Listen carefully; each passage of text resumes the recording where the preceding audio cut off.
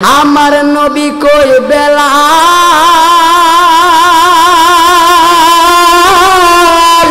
ও বেলাল চিন্তার কোনো কারণ নাই, তোমার এই মোনাজাত আমার আল্লাহ রব্বুল আলামিন কবুল কইরা ভালাইছে। তো বিল্লাল মিনারাতে সময় গয়া যায়, আজান দেও গো মধুর সুরে শুনবার মনে ছাই, আজান দেও গো মধুর সুরে শুনবার মনে ছাই। আরে মুহাম্মদ নাম বলার পরে আমার বেল্লাল পরে যায়, আজান দাও গো মধুর সুরে শুনবার মনে চাই। জুড়ে জুড়ে কি আল্লাহু আকবার বলা যাবে না? আপনারা জবান খুলে বলবেন ওই বেলালের মতো পাগল হওয়ার দরকার আছে না নাই? আর জুড়ে বলো আছে না নাই? আল্লাহ যেন সকলকে কবুল করে, সকলে জবান করে বলি নারে তাকবীর।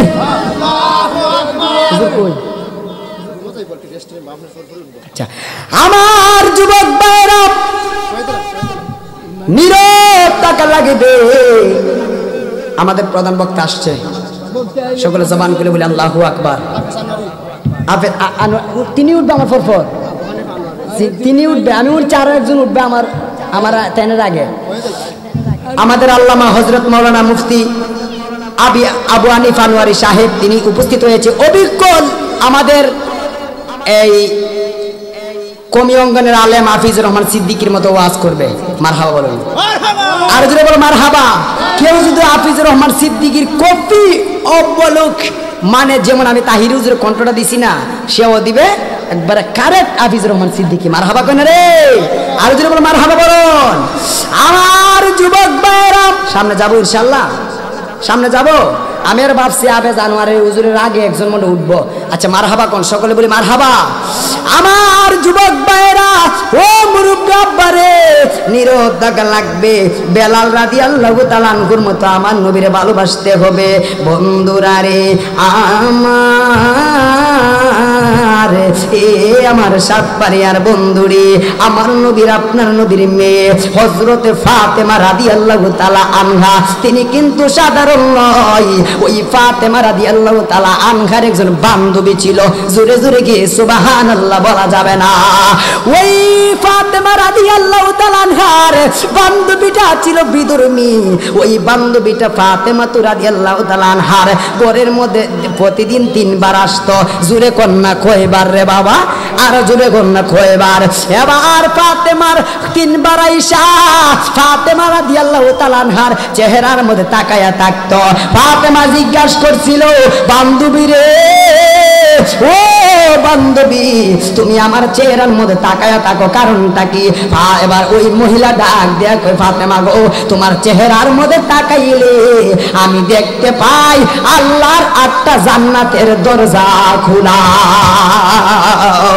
এবার ওই মাইয়া যখন বাড়ির মধ্যে চলে গেছে রে, চলে যাওয়ার পরে আল্লাহর লীলা খেলা বোঝা যায় না।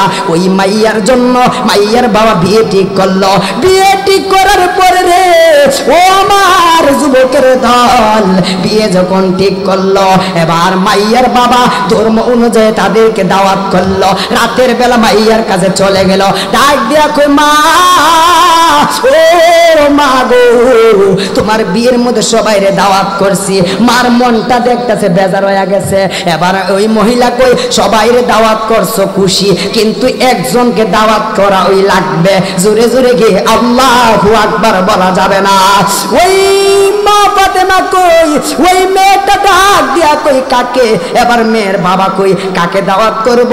এবার মাইয়া ডাক দিয়া কই যাকে দাওয়াত করবেন তিনি কিন্তু সাধারণ মাইয়া নয়, তিনি কোটি কোটি মহিলাদের সরদারনি হযরতে খাতুনে জান্নাত ফাতেমা। জোরে জোরে গিয়ে আল্লাহু আকবার বলা যাবে না? ওই মাইয়ার বাবা ডাক দিয়া কই আমি ওই মাইয়ার দাওয়াত করতে পারবো না।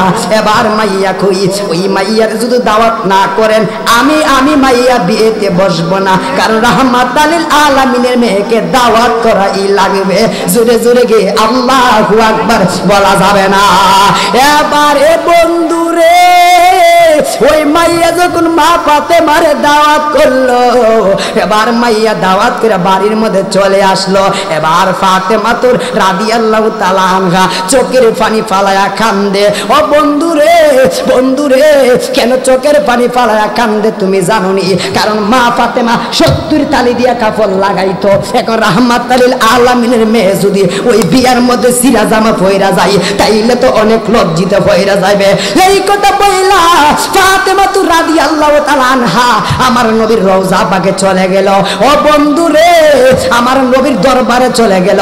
আমার নবীর দরবারে যাওয়ার পরে আমার নবী কই ফাতেমা ওই মাইয়া তোমার বিয়ের দাওয়াত দিয়ে গেছে। মা ফাতেমা গো তুমি জামার চিন্তা কইরো না, তোমার জামা জান্নাত থেকে ওয়াটার দেওয়া হয়ে গেছে।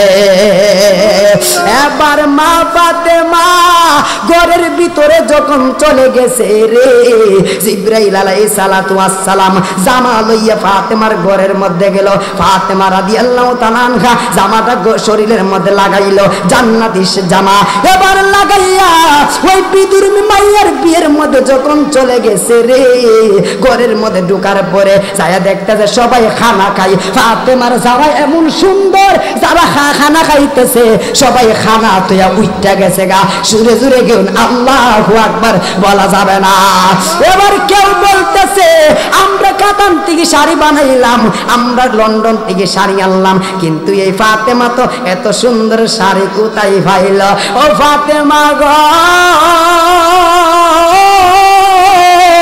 শাড়ির মালিক কেডা? শাড়িকে কোথায় থেকে আনছো গো ফাতেমা? মার্কেটটা বইলা দাও। আর জোরে কন্যা সুবহানাল্লাহ।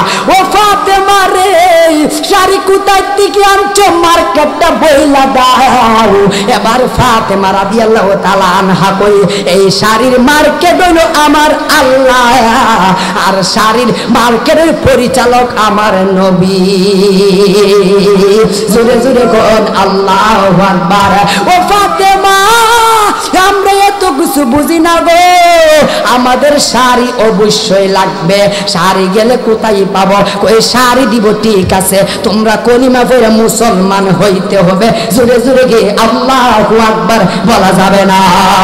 এবার ফাতেমা ওই যখন আমার নবীর কাছে ওই মাইয়া গুলারে লইয়া গেছে রে, এবার আমার নবীর দিকে তাকায় আর কান্দে কান্দে কান্দে। এবার মাইয়ারা কই মক্কার কাফেররা আমার নবীরে চিনে না। এবার কই এত সুন্দর চেহারা, এত সুন্দর মায়ের একজন নূর, ওই নূরের চেহারা এত সুন্দর, মক্কার কাফেররা কেমনে রে নবীর শরীরের মধ্যে তীর মারলো আমার তো বুঝে আসে না। এত সুন্দর নূরের চেহারা মক্কার কাফেররা কেমনে পাথর মারছে রে আমার দিমনে গই। আজকে যদি সাত বাইরের মানুষ এই আমার নবীর আমলে থাকতো, এই আবু বকরের আমলে থাকতো, আমার ওই মক্কার যুগে যদি থাকতো, কাফের আমার নবীরে পাথর মারতো, আর সাত বাইরের মানুষ এই পাথর গুলার মধ্যে শরীরটা দইরা দিত, আমার নবীর বদনে পাথর লাগতে দিত না। কথা বলেন না ঠিক না বেড়ে? আরে জুড়ে বলো ঠিক না বেটি? আমার জান মদিনা, আমার প্রাণ মদিনা, আমার জান মদিনা, মদিনা মদিনা জান মদিনা, মদিনা প্রাণ মদিনা, মদিনা জান মদিনা, মদিনা প্রাণ মদিনা। চিৎকার মেরে কোন আল্লাহু আকবার। এ আমার যুবক ভাইরা রে, এবার ফাতেমা রাদিয়াল্লাহু তাআলা আনহা কই আমার জামা দেখে পাগল হয়ে গেছে গা। এবার মহিলারা ডাক দিয়ে ফাতেমা জামা লাগতো না রে, জামা লাগতো না, আগে মা আমেনার নয়ন মনিরে জন্মের মতো দেখা লই এমন একজন নবীর আমরা কোনোদিনও দেখি নাই। এত সুন্দর চেহারা, হাইরে বেয়াদবের দল নবীর বদরে পাথর মারলি, যেই নবী না আইলে দুনিয়া হইতো না, আরশ বানাইতো না, লৌহ বানাইতো না, ঠিক যাবে যে। এই জন্য আমার যুবক ভাইয়েরা, এমন একজন নবীর উম্মত হয়ে গেলাম, যেই নবীরে ভালো না বাসলে তুমি জাহান্নামে জ্বলতে হবে। আপনারা জবান খুলে বলবেন, দুঃখে সুখে পাশে নবী দরকার আছে না নাই? আরো জোরে বলো, আছে না নাই? এ বন্ধুরে, ও যুবকের দল, এমন একজন নবী পাইছি রে, যার জীবনে কোনোদিন মিথ্যা কথা বলে নাই, যার মুখ দিয়ে কোনোদিন গালি বের হয় নাই, যে কোনোদিন মানুষকে তিরস্কার করে কোনো কথা বলে নাই। ও বন্ধু রে, মক্কার কাফেররা নবীরে পাথর মারে রে, এরপর বদ্দা দেই না। কেন কেন কেন কেন? আমার নবী শুধু বলে ইয়া হাবিলি উম্মতি, এরপর আমার নবী একটা বদ্দা দেই না। এই নবীরে কেমনে তুমি মাটির বলো, এই নবীরে কেমনে তুমি গালি দাও, এই নবীরে কেমনে তুমি গালি দাও। আজকে এক ইহুদির বাচ্চা, নাসারার বাচ্চা কই আমার নবী নাকি আমার নবী নাকি নাকি সংবিধান নাকি কি কই সাংবাদিক ছিল, আমার নবী নাকি সাংবাদিক। আরেক বেয়াদবের বাচ্চা কইছিল, আমার মনের মধ্যে কষ্ট লাগে, আরে ভাই আমরা তো একের পর এক মুসলমান রে বাবা, আমরা তো মুসলমান, আমরা তো মুসলমান। আসরের ময়দানে আমরা সাতবাড়িয়ার যত মানুষ আসি, সবাই যেন নবীর ছায়ার নিচে থাকতাম চাই। কথা বলেন ঠিক না বেঠিক? এই জন্য একটা কথা বইলা দিয়ে যে, নবীরে গালি দিলে ছাড় দেওয়া যাবে না রে বাবা, নবীরে গালি দিলে ছাড় দেওয়া যাবে না। কারণ তোমার কবরে বাবা যাবে না, তোমার কবরে ভাই যাবে না, তোমার কবরে আত্মীয় স্বজন কেউ যাবে না। তোমার কবরে যিনি যাবে রে, তিনি তো সাধারণ নয়, তিনি রাহমাতাল লিল আলামিন। এই জন্য নবীরে ভালোবাসার দরকার, জানিয়ে চেয়ে ভালোবাসা দরকার। সিদ্দিকে আকবরের কথা বলে দিয়ে যায়। সিদ্দিকে আকবর কেমন জানেননি? একজনে প্রশ্ন করছিল, হে সিদ্দিকে আকবর, তুমি নবীরে কেমন ভালোবাসো? সিদ্দিকে আকবর কয়, আমার নবীরে তো আমি জানের চেয়ে ভালোবাসি রে। সিদ্দিকে আকবরে বলছিল, কেন কেন তুমি জানের চেয়ে ভালোবাসো? কারণ যার কাশ মুবারক থেকে মেশকে আম্বরের গেরান বের হয়। সুবহানাল্লাহ কোন, সুবহানাল্লাহ কোন। এই জন্য এ মৌলবি শুনো, তুমি পায়খানা করলে, আমি পায়খানা করলে কেউ দাঁড়ে কাছে যাইতো না গন্ধ ছুড়ে। কথা বলেন ঠিক না বেটি? কথা কোন লেখা ঠিক না বেটি? এ মৌলবি শুনো, তুমি প্রস্রাব করলে তোমার প্রস্রাবের গন্ধের জ্বালা কেউ তোমার দাঁড়ে কাছে যাইতো না। কিন্তু আমার নবী যখন পায়খানা করতো, এই পায়খানার মধ্য থেকে সুগেরান বের হইতো। আমার নবী যখন প্রস্তাব করতো, সেই প্রস্তাব থেকে সুগেরান বের হইতো। সুবহানাল্লাহ কোন। উম্মে আইমান, আমার নবী প্রস্তাব পান করে ফেলাইছিল। উম্মে আইমানকে বলছিল, এই উম্মে আইমান, তুমি আমার নবী আমি নবীর প্রস্তাব মুবারক পান করে ফেলাইলা। এ উম্মে আইমান, তুমি কাজটা ভালো করলা না, কারণ প্রস্তাব পান করা আরাম। উম্মে আইমান কই, ইয়া রাসূলুল্লাহ, জীবনে কত স্বাদ খাইলাম, জীবনে কত মজার খাবার খাইলাম, আপনার প্রস্তাব মুবারকের মতো এত মজা লাগে না। উম্মে আইমান তো ওই সময় বলতে পারতো, ইয়া রাসূলুল্লাহ, আমি প্রস্রাব খাই, আপনার প্রস্রাব খাই আমি বমি করে দিছি। উম্মে আইমান কই, ইয়া রাসূলুল্লাহ, দেন না আর একটু প্রস্রাব করেন না। ইয়া রাসূলুল্লাহ, একটা কাজ করেন, আপনি গোপনে যাইয়া প্রস্রাব কইরা আমার দেন না, আমি পান করি, আমার জ্বালা নিবারণ করি। সুবহানাল্লাহ কোন। আমার নবী কই, এ উম্মে আইমান শুনো, প্রস্রাব মুবারক পান করা হারাম, এরপরে তুমি পান করলা, কারণটা কি? আমার উম্মে আইমান কই, ইয়া রাসূলুল্লাহ, আরাম করলে অসুবিধা নাই, আপনার তো পুরাটা শরীর মুবারক নূর, তাহলে আবার হালাল আরাম কইটা হয়, কারণ আপনার প্রস্রাব মুবারক তো ঘেরান বের হয়। প্রস্রাব মুবারক আমরা কইব পায়খানা, আমার নবীর হইব প্রস্রাব মুবারক। তাহলে নবীরে ভালোবাসা দরকার আছে না নাই? বলুন আর যদি ভালোবাসা দরকার আছে না নাই? আমার কামলিওয়ালা হাবিবুল্লাহ, আমার জানের জান, বলো না কামলিওয়ালা হাবিবুল্লাহ, আমার জানের জান। নবী ঈসা পয়গম্বর আল্লাহর কাছে কোলাবদার, নূর নবীর উম্মত বানাও ও গো। আরে খুব মজার কথা আইসা পড়ছে। আদম নবী আবেদন করতেছে, আল্লাহ নবী কেন বানাইছিলেন? নবীর উম্মত বানাইলেন না? নূহ নবী আবেদন করে, আইয়ুব নবী আবেদন করে, ঈসা নবী আবেদন করে, আল্লাহ নবী বানাইলেন না? নবী কেন বানাইছেন? আমরা নবীর উম্মত বানাইতে আসলেন। আল্লাহ কই কেন? কই আমাদের চেয়ে নবীর উম্মত বড় দামি। সুবহানাল্লাহ, সুবহানাল্লাহ বলেন। আমরা কই না আমরা দামি, আমরা জানি সব নবীরা দামি, সব নবীদেরকে আল্লাহ বানাইছে বড় দামি কইরা, কিন্তু নবীরই বলতাছে কই আপনার উম্মত বড় দামি। সুবহানাল্লাহ কোন কই ইয়া রাসূলুল্লাহ, আল্লাহর কই আল্লাহ গো, ও আল্লাহ শুনো শুনো শুনো শুনো, যদি আজকে আখিরি নবীর উম্মত বানাইতা তাইলে বড় শান্তি লাগছো বা শান্তি লাগতো। কই কেন?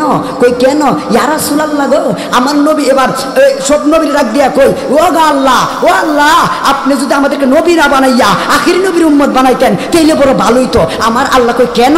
কই যাকে আপনি দেখা দিয়েছেন আর সে মহল্লায় নিয়া, যাকে দেখা দিয়েছেন মেরাজ নিয়া, ইয়া রাসূলুল্লাহ মুসা নবী তো কত আবেদন করলো আপনারে দেখবার লাগিয়া, কিন্তু একটা নজর আপনি দেখতে পারছেন না। এই নবীরে কে আপনি দেখা দিয়েছেন, কারণটা কি? আমার আল্লাহ সেই দিন বলতেছে এই দুনিয়ার এই সমস্ত নবীগণ শুনো, আমার নবী কালিমুল্লাহ নয়, আমার নবী ঈসা নয়, আমার নবী নূহ নবী নয়, আমার নবী ইব্রাহিম নয়, আমার নবী হইল হাবিবুল্লাহ, যাকে দেখা দিতেই আমি আল্লাহ নিজেই অর্ডার করেছি জিব্রাইলকে। সুবহানাল্লাহ।